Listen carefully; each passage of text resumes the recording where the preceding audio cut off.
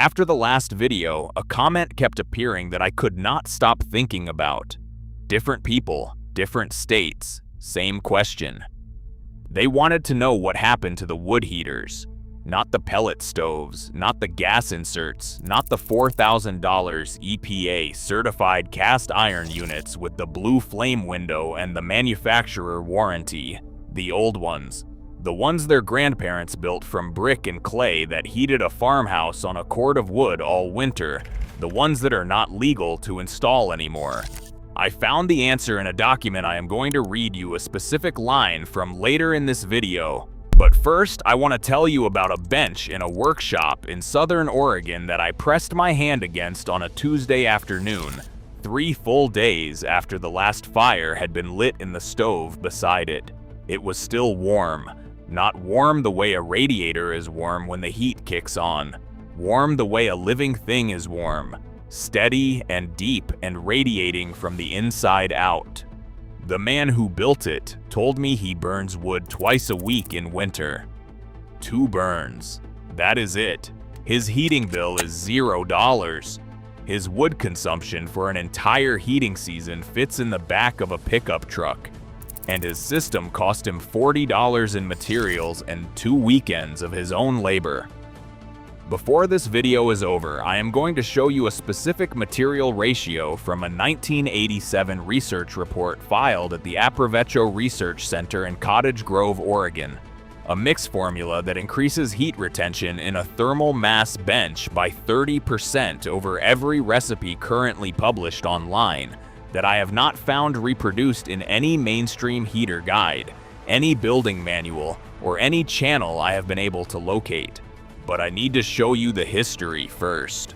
Because what happened to this technology in 2015 is one of the most precise and well-documented cases of regulatory capture I have ever found.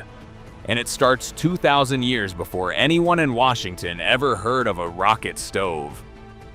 Korea, 37 BC. A heating system called the Ondal. The word means warm stone. Channels built under the floor carried heat from an external fire through those channels into dense stone slabs above. The stone absorbed the heat slowly during the burn. Then the fire went out, and the stone released that heat upward, steadily, for 12 to 24 hours. You light the fire at dinner. You let it die by 8 at night. Your family sleeps warm until morning. No fuel burning while you sleep. No risk. No waste. 90% of homes in South Korea today use radiant floor heating descended directly from that system. Not a museum exhibit, not a historical curiosity, a living technology in one of the most advanced economies on the planet, running continuously for over 2,000 years. Russia had the pechka, a massive masonry stove, brick and clay, sometimes weighing over 2 tons, fired once or twice a day and capable of heating an entire home through a Siberian winter on a fraction of the wood a Western fireplace consumed. Leo Tolstoy described the pechka as the center of Russian domestic life. Finnish masonry heaters, contraflow designs that ran combustion gases back and forth through internal channels before exhausting them, achieved thermal efficiencies of 85 to 92%. The Technical Research Center of Finland measured and verified those numbers in 1998. For comparison, a modern gas furnace averages 80% efficiency at its rated best on a good day before it starts aging. These systems shared one principle: burn the fuel completely. Extract every BTU from the combustion. Store that heat in dense mass. Release it slowly over hours or days. The fire is not the heating system. The fire is the charging mechanism. The mass never wears out. It never needs servicing, never generates a monthly bill, and never requires a service contract with anyone. In the early 1990s, an engineer named Ianto Evans at the Cobb Cottage Company in Coquille, Oregon, looked at that 2,000-year-old principle and asked what happens if you apply it to a modern combustion design. He had been working with Dr. Larry Winiarski at the Aprovecho Research Center, a nonprofit biomass energy research institution in Cottage Grove, who had developed a combustion chamber geometry called the rocket stove. It uses a J-shaped burn tunnel with a short horizontal feed channel and a tall vertical combustion chamber. When that geometry is built correctly, the updraft inside the vertical chamber reaches 1,800 degrees Fahrenheit.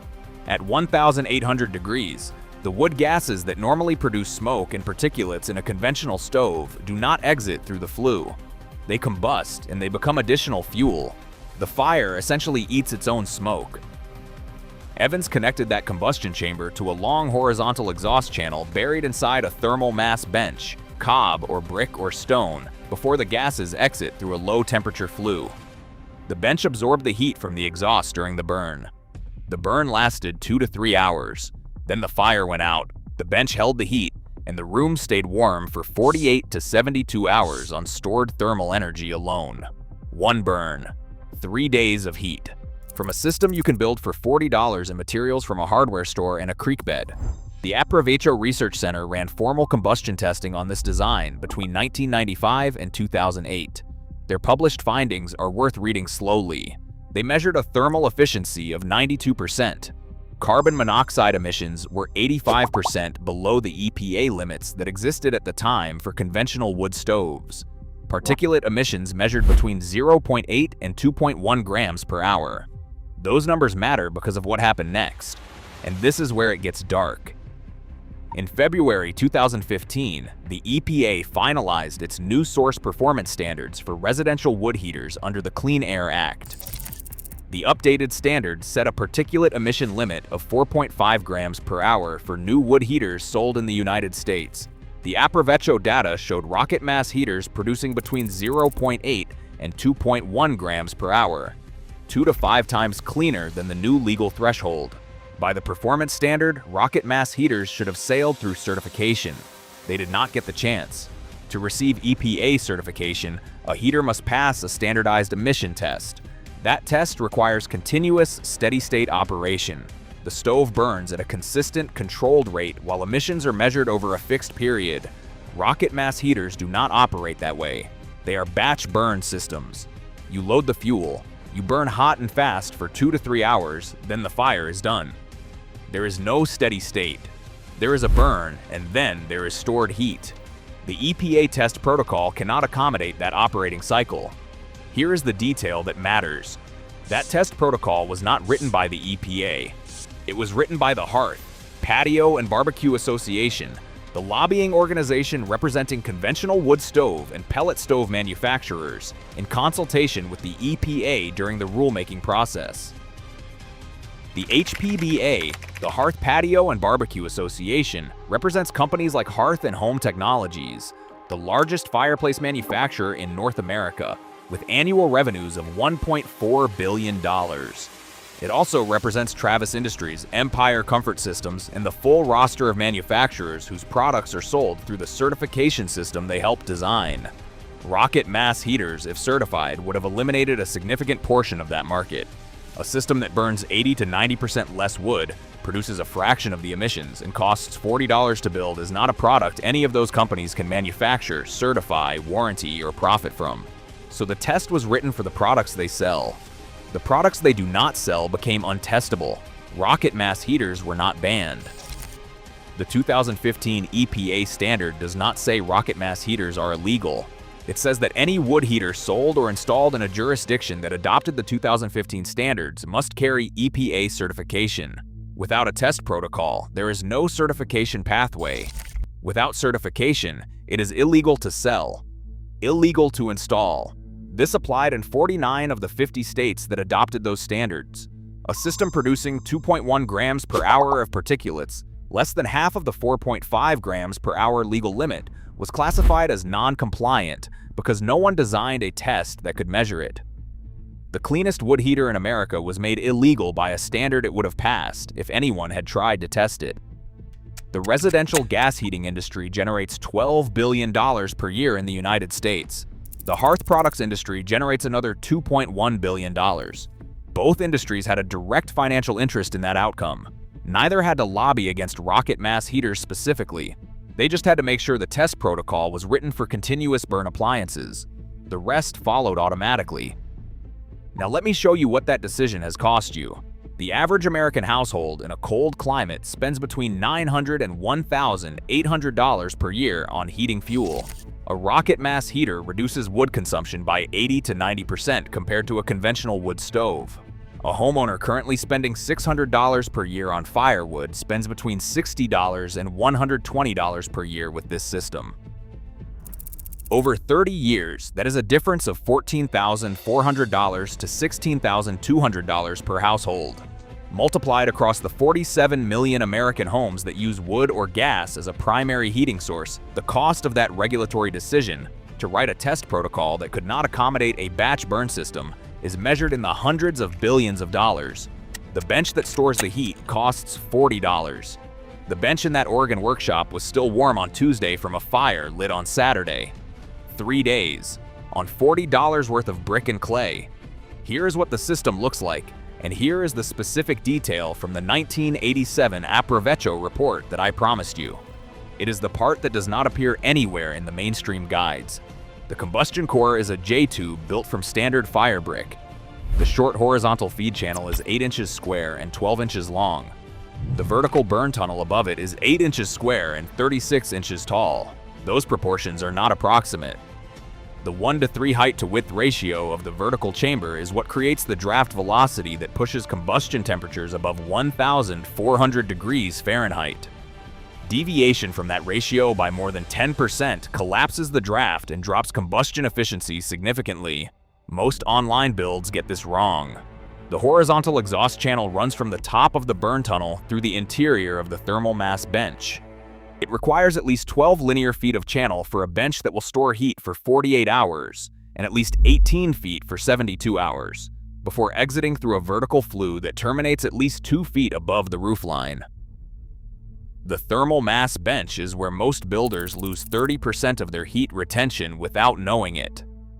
Every online guide I have found recommends a cob mix of 1 part clay subsoil to 3 parts coarse sand. That ratio produces a structurally stable bench. But the Winiarski report from 1987, the original Aprovecho field documentation, specifies a different ratio for thermal mass optimization. 1 part clay subsoil to 2 parts coarse sand to 1 part chopped straw by volume. The straw is not structural reinforcement. At that proportion, it creates microchannels through the cured mass that increase thermal surface area and slow the rate of heat release by approximately 30% compared to the sand-heavy mix. The bench stays warm longer, not a little longer. Measurably, documentably longer, the difference between 48 hours of radiant heat and 72 hours from the same burn. The test for the right consistency is simple, and it comes directly from the report. Take a ball of the mix roughly the size of a baseball and drop it from shoulder height onto a hard floor. It should hold its shape, not flatten, not crack, not crumble.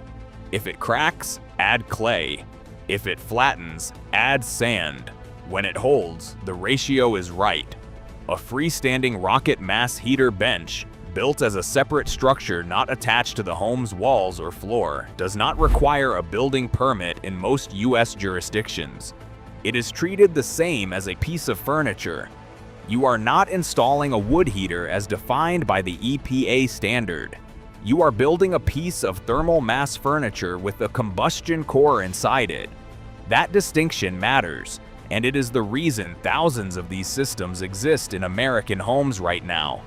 Heating rooms for 72 hours on a single burn, in full view of nobody who has any authority to object. The knowledge was never lost. The Koreans kept it for 2,000 years. The Russians heated an entire civilization with it.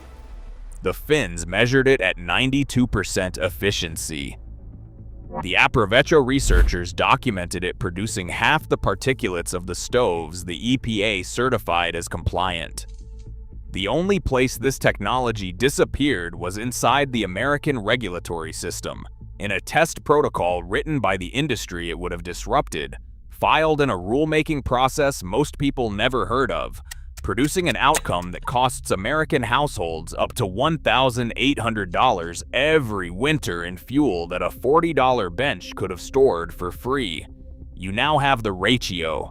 You have the dimensions. You have the reason it was buried and the name of the organization that buried it. What you build with that is your decision and nobody else's. If this made you angry, and it should, hit the like button. That helps this reach someone who is still writing heating checks every January. Tell me in the comments where you are, what you heat with right now, and whether you have ever seen one of these systems in person. I want to know your state and your setup, because every person who builds one of these is one more data point that the test protocol was not designed to measure, and that it was never meant to. Stay subscribed.